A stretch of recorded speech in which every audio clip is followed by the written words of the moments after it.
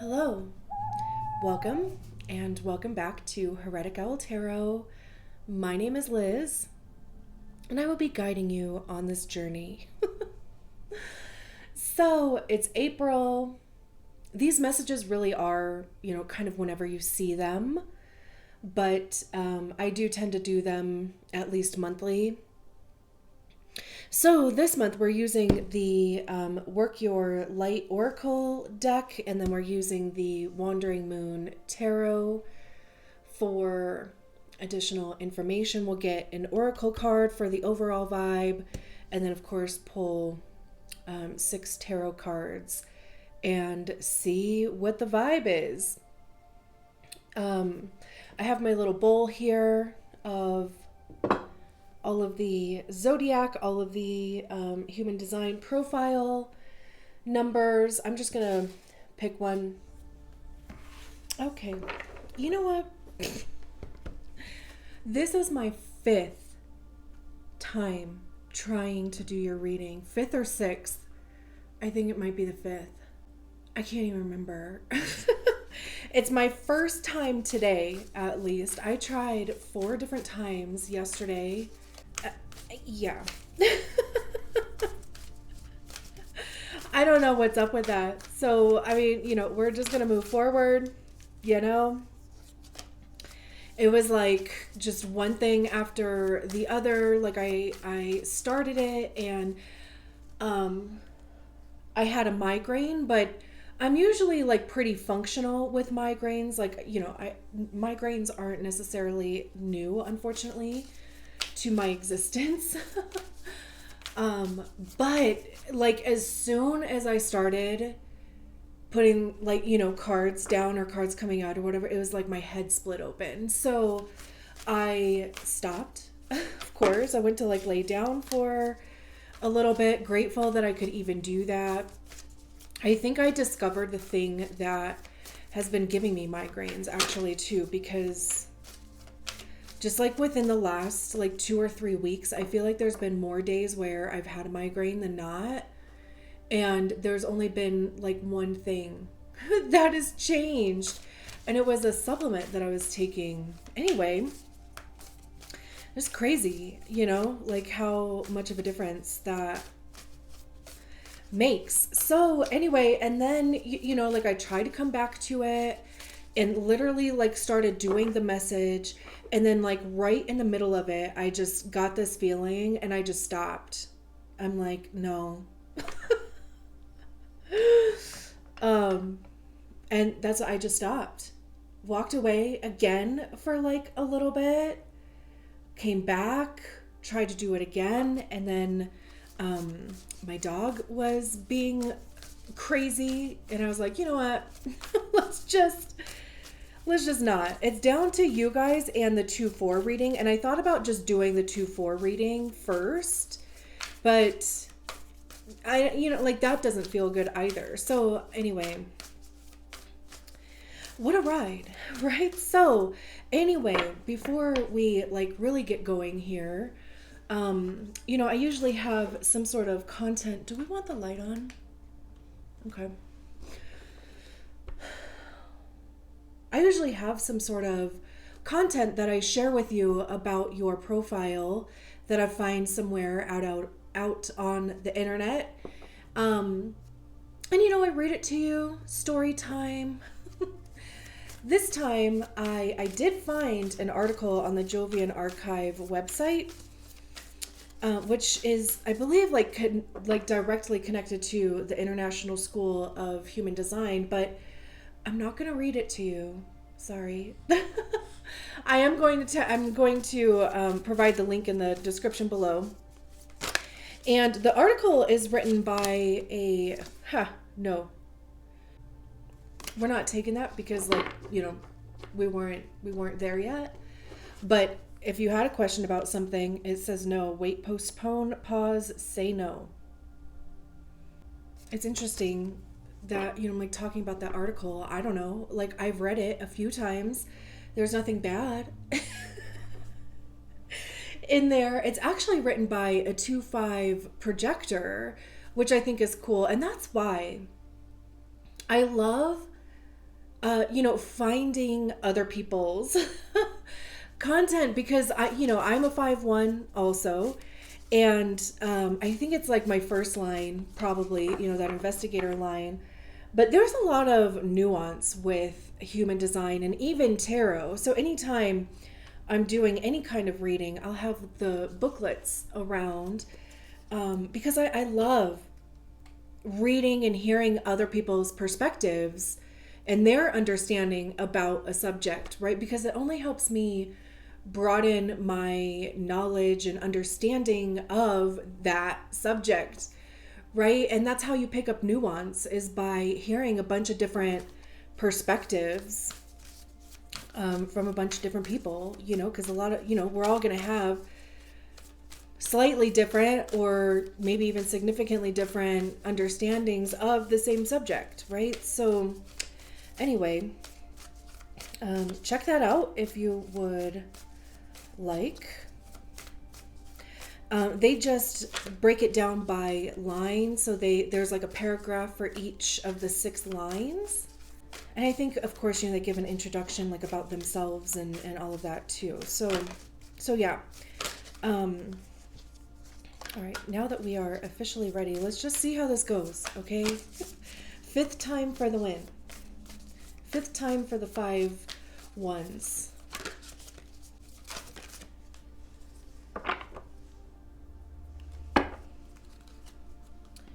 All right, it says the initiation, rite of passage, crossing the threshold. Definitely been a journey, but that light at the end of the tunnel is clearly like right there.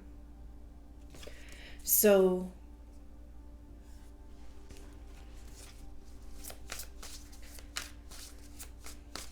let's get your tarot cards out, and then of course we'll talk about that a little bit more.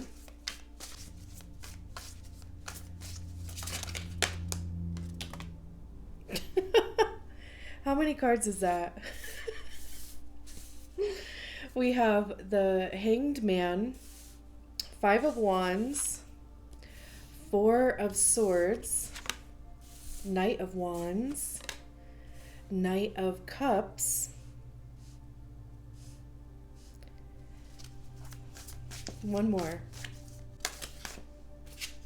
the Empress, okay, and the High Priestess at the bottom of the deck, the King of Wands.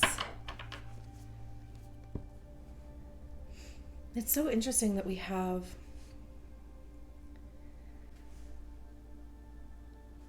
two cards about waiting, even a bit of like surrender, patience. I want to see what this initiation card. All right. It says, some of the most sacred initiation chambers and temples look scary from the outside, but are breathtakingly beautiful on the inside. This represents the journey that the soul pilgrim is required to take to reach somewhere sacred, but only the initiated can enter. Perhaps that's where you are right now. You're being tested, initiated because you are headed somewhere sacred. Initiations require that we cross a threshold from one world or state of being to the next. We are called to face what scares us and have to be willing to lose it all in order to gain a new way of being, of security, of safety, of depth, of meaning. Initiations, like rites of passage, mark the shift from one age to the next and can take place because of emotional turmoil, great loss, grief, or devastation. But it is through the seeming hardship that our heart cracks open and our spirit is invested to step forward. We take the sacred voyage into more of who we are and who we came here to be. It can be painful and scary, but once we begin the journey, we can be more ourselves than ever before. If you are in the middle of an initiation right now, you will get through it, and one day soon, you will bless the thing that broke you down and cracked you open, because the world needs you open. You are going somewhere sacred. It will be worth it, and you're closer than you think. Love that. I started thinking about Aladdin. I swear, like, I'm an elder millennial, right? So it's like all of my good references are like, these amazing cartoons. And I love animated movies anyway. But I always just kind of laugh when I like bring up a cartoon though, because anyway, so I'm like thinking of Aladdin. What was I? What two words am I putting together? Aladdin. Mulan? Maybe. That's interesting. But with Aladdin, right, the whole diamond in the rough thing, and Jafar, like needs him to go into this cave to get the the genie thing that I can't think of now. The okay. I'm like, dude, just stick with me. I may not be able to find the words, but we'll get through this reading. I always feel so insecure when I like can't bring up words.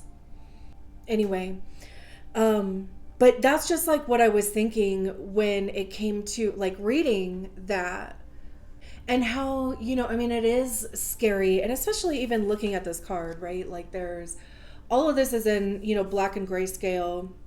And then through this passage here, all these colors, it's bright and vibrant.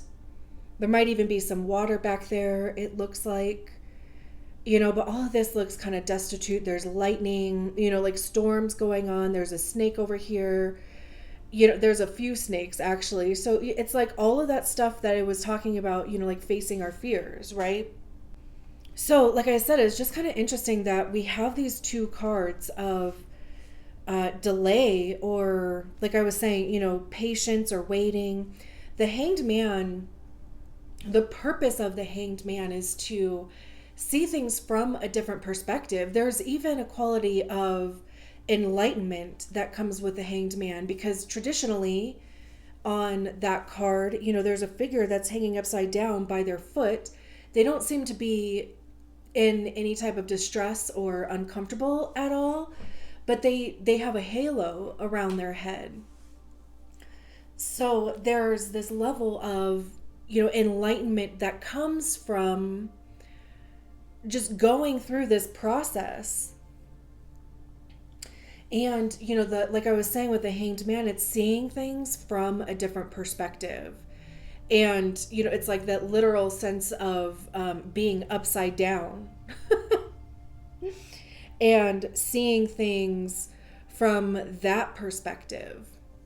But also too, and it's funny that I was even like kind of going on my little thing about how I like reading other people's perspectives, because it helps broaden my knowledge and my understanding of a subject, right? That's very much the Hanged Man, also being open to seeing things differently, keeping an open mind, not being so rigid and, like having blinders on to what you want to do. Very interesting. And then it's paired with the Knight of Wands. And wands have to do with action, communication. It's our passion and desires, like what actions are we taking on those things? How are we communicating those things? It's also information. And of course, that could be like the internet, it can be technology. So it can be social media. But it's also, like receiving or getting information. And with it being wands, we are trying things. We're actually taking steps towards our goals, or what we want to do, or what we want to try. And we pick up experience and knowledge and, like I said, information, right? And that's what helps us become more wise. We learn what works. We learn what doesn't. What do we like? What do we don't like? And also, the Knight of Wands can be a bit like a match, in the sense that, when you first light a match, there's this big flame, right? But it burns out pretty quickly. Like you have to put it out within a few seconds, otherwise it's going to burn your fingers, right? And that's a little like what the Knight of Wands is. Like, they kind of have these like bursts of energy, like towards a goal, and then almost kind of like burn out kind of quickly. Like, I think of if you are if you have been trying something, like whatever it may be. I mean, it could be a business idea, it could be, like an art thing, something creative, something that sparks, like a passion within you. But it's like you try it for a little while, and if it doesn't like yield the results that you were expecting, then it kind of burns out. This could even be like burnout. This pair, you could even be waiting for inspiration. Like just in this process, if you have felt all of a sudden, like I'm looking at this card again, and all of a sudden it looks lighter than it did a few minutes ago. That's weird. I swear when I was looking at this earlier, it was like more, it was darker. There's almost kind of like an amber like kind of color in the sky now. That is so interesting. I don't know. I'm not sure. But yeah, I mean, you could be waiting for inspiration, like, and while being in this process, like maybe there really hasn't been anything that has been inspiring to you, and maybe you've been feeling a bit stuck, and there's also this energy about, because the Knight of Wands is also pretty risky. Like, they're adventurous, they're enthusiastic, they'll try almost anything, right? Like, so it's interesting that there is this duality between like going forward, going for it, and surrendering, like, patience, waiting. Very interesting. And then we have the Five of Wands, which is about conflict. Fives are transitionary energies. So, I mean, they get us from one place to the other. So they're nothing for us to like pitch a tent in and get stuck. But the Five of Wands is, like I said, it's conflict. There can be some competition in there. There could be some sort of like disagreement. There could be other people involved. This could just be something internally happening within yourself, right? I mean, and like I said, even like with these pairings, this struggle of like going or waiting, right? Like, and of course I want to throw in there to listen to your strategy and authority, because your strategy and authority's purpose is to help you enter into the correct, quote unquote, experiences. And then, your profile is how you interact with like the energies and the people of those experiences. So, but even that sometimes may not be very clear, or, like we kind of get like stuck in our heads about kind of honoring that process. And actually, speaking of Mulan, I do think of Mulan when I see the Five of Wands, because it's also a card about like conditioning and training. I mean, this could certainly have something to do with your conditioning. And I feel like human design is this huge, massive deconstruction process, first and foremost. I also believe that, human design is like one of those things that you find when you're ready to go even further into your healing. Because at least for me, and like I said before, I'm a 5-1, and when I first read about the 5-1 profile, I was like, I mean, I dropped literal tears, because it was like the first time that my experience felt validated. I had tried to like, talk to my friends and stuff about it. And, your friend's like, oh no, that can't be your experience. And it's like, well, I'm telling you that it is, right? And they're like, no, it's not. But, and that's kind of like what got me hooked on human design, I was like, I need to know absolutely everything that there is to know about human design. And that was about 5 years ago. And since then, I've taken a few courses, I still don't know everything, but I know enough.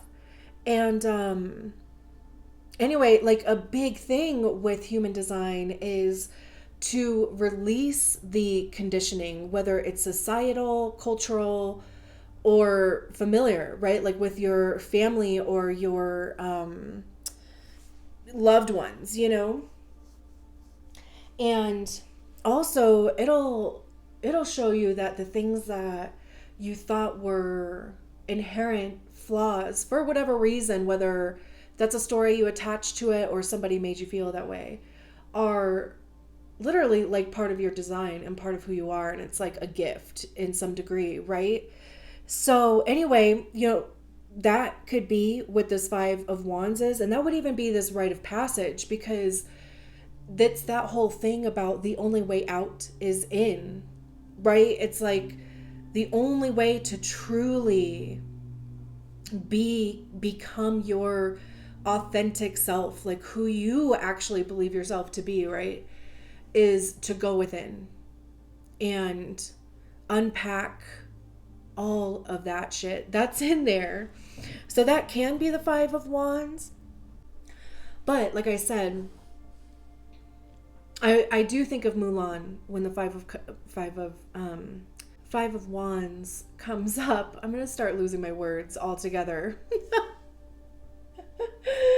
You're gonna see me get pissed. I cannot stand when that happens, because right, like when they go to warrior training, it's a shit show, right? Like the poor prince is like, there's no way I could turn these people into warriors, right? And then all of a sudden, not even necessarily all of a sudden, but it's like Mulan takes the reins, right? And she like climbs up that pole, and then all of a sudden everybody's like, oh hell yeah, let's do this.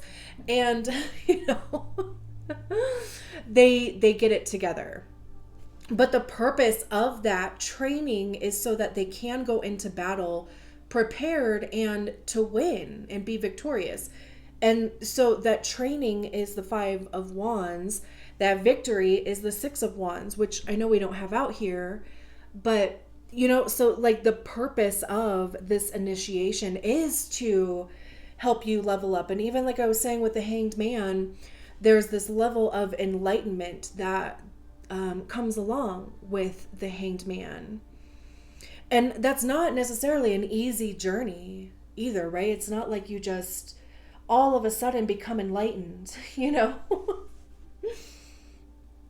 And then we have the Knight of Cups down here. We have two knights right next to each other, fire and water. There's a feather in both of them, which is also interesting. With the Knight of Wands in this depiction anyway, I think of like a sage bundle and, like using a feather to, pump oxygen into it to keep the smoke going. So that's interesting. And then it's like this wand turned into the moon. And moons in this deck are cups. Cups are about our emotions, the emotional body. It's intuition. How do we feel about what we're doing? How do we feel about our lives? What's our relationship to love, right? And not necessarily romantic. I mean, there's not necessarily anything out here that speaks to romance, and I don't really do, relationship type readings, but I mean, I'll talk about it if it comes out that way, but I leave all that up to like Tyler Tarot or a few of those other ones. I love Tyler's Tarot. But the Knight of Cups, again, right? Like there's this being led by your heart. Whereas like the Knight of Wands is going to be led by like impulse and like what is exciting for them, right? Because it's fire. And with water, it's, being led by the heart, like allowing yourself to be guided by what feels good, And, with these paired together, the Five of Wands and the Knight of Cups, even going back to this initiation card, that could be what you are looking to uncover within yourself. Like, what does make me feel good? Like, what lights me up? Like, what, makes my heart feel full? The Knight of Cups is also like the knight in shining armor of the tarot. I mean, they're literally usually depicted as a knight in shining armor, and they have like their cup extended out. So, that's generally translated as an offer, and that's an offer that's going to hit you in the feels. Like, it's going to make you feel good. It could even be an apology. That offer can be in romance. It could also be a job. This could even be some sort of disagreement within a relationship. And like it said, that can catapult you into a deep level of healing, right? By experiencing a loss or, a breakup. It could also even be, and it just is going to depend on your situation. It could also be fighting for a relationship. Very interesting. And it's also interesting that the Five of Wands is between the Hanged Man and the Four of Swords. And it's like there's a hand coming from each side. So again, it's like this conflict of like this push and pull of wanting to do, but either not having anything to do, right? Because there's like nothing to respond to or initiate or it being invited to or reflect or whatever, right? Because the Four of Swords talks about rest and healing. It's, swords have to do with our minds and our thoughts. It's also our ego, because that's generally where we hear our ego is in our minds. And our ego is created by the stories that we attach to experiences, right? Whether they're stories that we created or were imprinted onto us through conditioning, right? And it comes after the Three of Swords, which is, heartbreak, disappointment, some sort of wounding where there's that story that is attached to it. So then after that, we come to the Four of Swords, and there's this message about giving yourself time and space to basically recover. There's a truth and honesty aspect to the Four of Swords also, and that's like divine truth, like objective truth. There's no emotion or outside belief to it. It's like strictly fact. Because, if you start attaching emotion and stuff to like facts, then it just becomes an opinion. And that's why, like, in the Justice card, they're generally blind. So it's like literally based on what is factual, like what is, the objective truth. It's interesting too that there's these crescent moons here, and they only appear in those two cards, and then also the High Priestess. But obviously in the Hanged Man, it's tied up, and in the Four of Swords, it's back in the sky. So there is, to me, it has this feeling of progression, but it's still like it's not quite to its like full potential yet, because it almost kind of looks like the silhouette of this figure is even looking up at this moon. Clearly, like, they're sitting in like a kind of meditation stance, so that it could even be an invitation to meditate if you haven't done so, or if you don't have a meditation practice set up already. But I love that it's paired with the Empress card, because also on the Empress card, there's this flower. So there's clearly this blossoming thing happening. This to me would feel like crossing the actual threshold, right? Like we start in this with the Hanged Man in this suspension and delay or waiting. type of thing. Like maybe even feel like we're like walking in molasses sometimes. Just kind of like waiting for something to happen, right? It's like, you know that there's something. You can like, you know, just kind of feel it in your body, but it's like, what is it? And, you know, and then we have this flower, this blossoming happening. And there's also this Libra symbol on their wrist. The Empress is ruled by Venus, and Venus rules over Libra and Taurus. But specifically on this card, it just has a Libra symbol, which is interesting because I was just talking about the Justice card pertaining to the Four of Swords, and the Justice card is the Libra card. So anyway, it's just kind of funny like how those connections just end up kind of happening, even like with Mulan and Aladdin. I don't know. That's why I love tarot. That's why I love reading your cards. So thank you. And actually, speaking of, before I forget, because I'm trying to get better at these like self plugs that are so uncomfortable, and I think that's because I have a completely open heart or like ego center, so it's just difficult. And you know, trying to force my will on anybody, just it falls flat because I don't have a defined will center, right? It's completely open. So anyway, if you haven't done so already, I would love if you liked the video or dislike it. Honestly, either way, it's engagement and I appreciate it. I will take either one. And subscribe to the channel if you haven't done so already. And leave a comment, even if it's just a few emojis. I mean, tell me about your experience with the 5-1 profile anyway,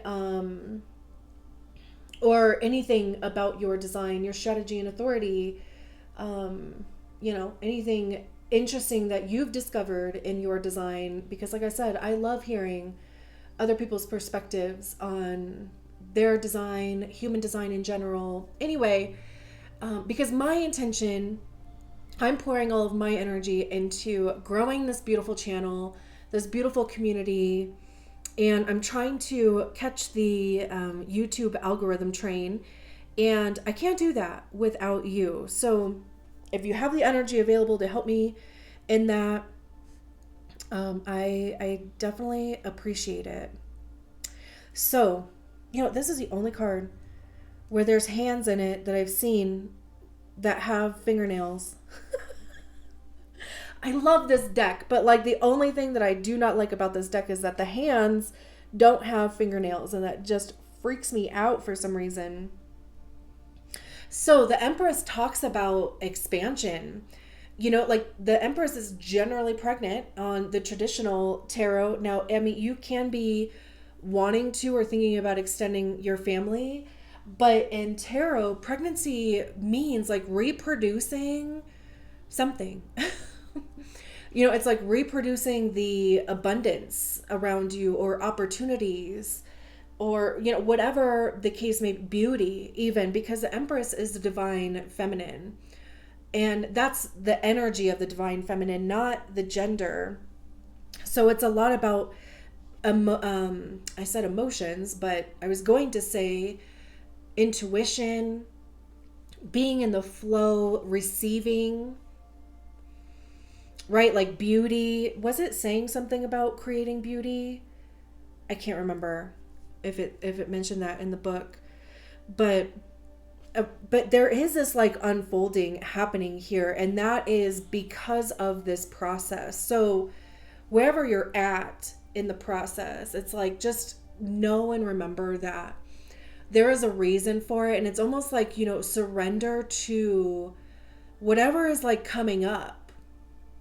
Right? Like, I mean, even if you want to start dressing differently or doing your hair differently or your makeup, you know, whatever, it's like if you want to start presenting yourself differently, do it, you know? Try it on, literally. See how it feels, right?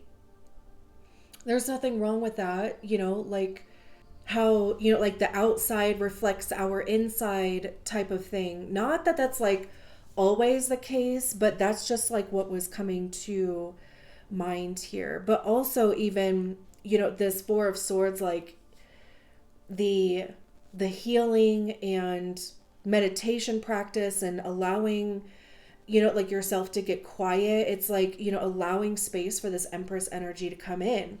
And then speaking of intuition, we have the High Priestess. And I see the High Priestess as being that direct connection to our star player. And that would be whatever higher power, if you believe in one. Like for me, it's higher self, like my higher self. But it can be source, divine, God, whoever, if you believe in a higher power. It can literally just be, like I said, this direct connection to your intuition, even your strategy and authority. And then again, there's this crescent moon here at the third eye center. And this is almost the feeling of authenticity, that I was talking about with somewhere in here.